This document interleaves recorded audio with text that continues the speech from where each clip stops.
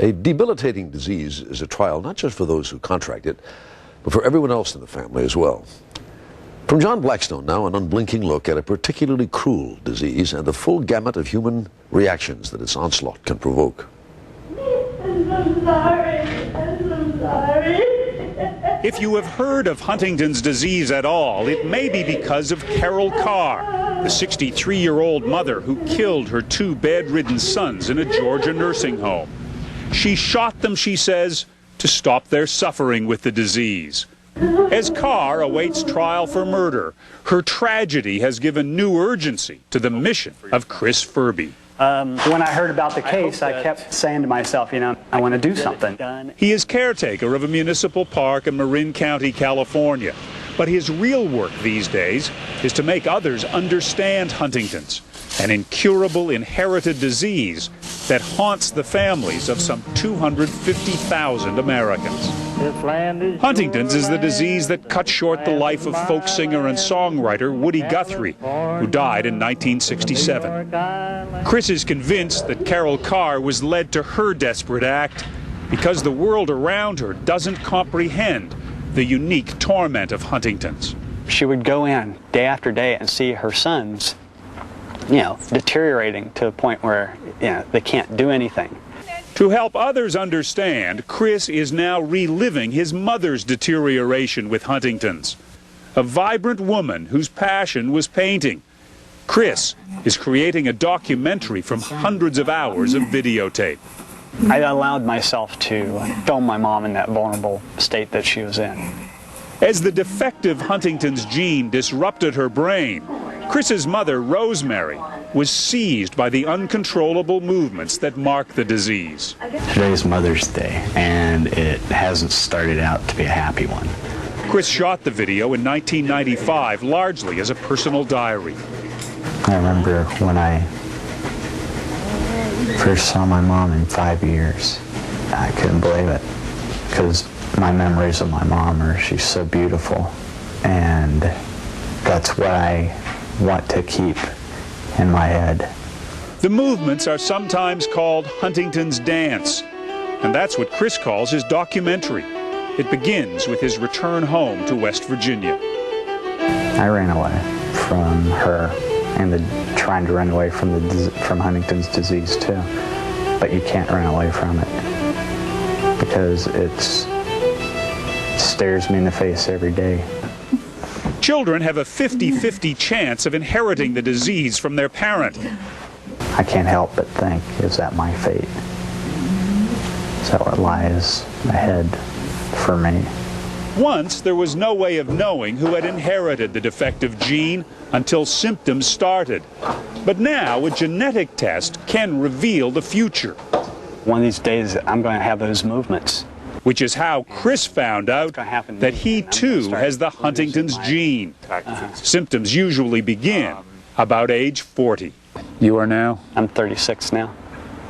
I get a little older. I'm not really too thrilled about having birthdays. Now, Chris is in a race against his genetic destiny. But he's not alone. In a support group with others who have Huntington's in their family, the challenges of facing the future are shared. For some in the group, Paul, Susie, and Fred, the first disturbing symptoms have already begun.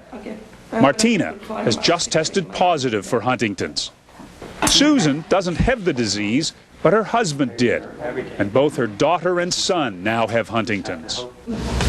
This is my family, 1194. Seven years ago. 7 years ago. This is the same group last Christmas. Huntington's cuts a swath through any family with the disease. Now, so just as what 7 years have done. Martina says taking the genetic test for Huntington's is a watershed decision for anyone at risk. You can't be tested and become paralyzed. You have to use it in a way where you're gonna appreciate things more. Robert, though, sees nothing to gain by being tested and perhaps plenty to lose.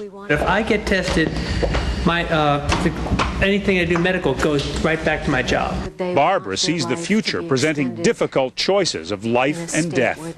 My friends with Huntington's and myself are frequently wondering what we're going to do. I watched my mother deteriorate, and I think dying consciously, making a conscious choice to choose when you're going to die so you don't end up in a mental institution like she did,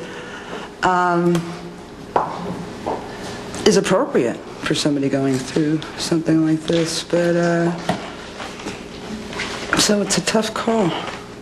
Chris Furbee says his mother sometimes talked of suicide. As the disease progressed, the lines in her paintings began to blur.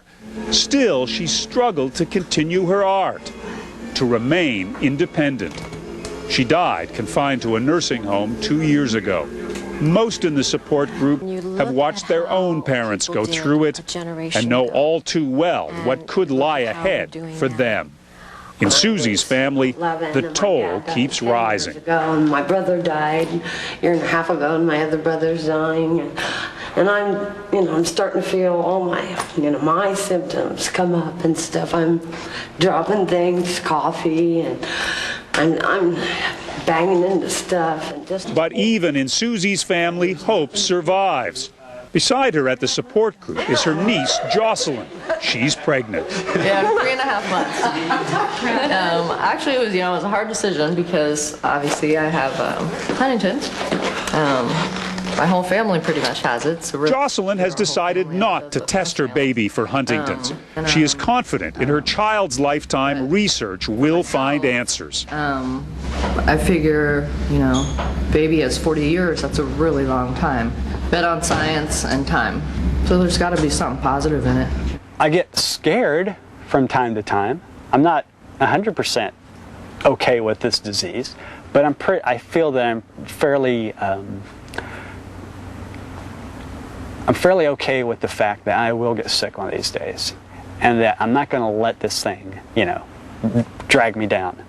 In his videotapes, Chris finds new strength as he works to tell the story of Huntington's. I want people, not only the general public, but healthcare workers, doctors, nurses, nursing homes. I want them all to know what Huntington's disease is and to realize that the person that they're dealing with is actually a human being. His goal is to show that in each tortured body, a real person remains.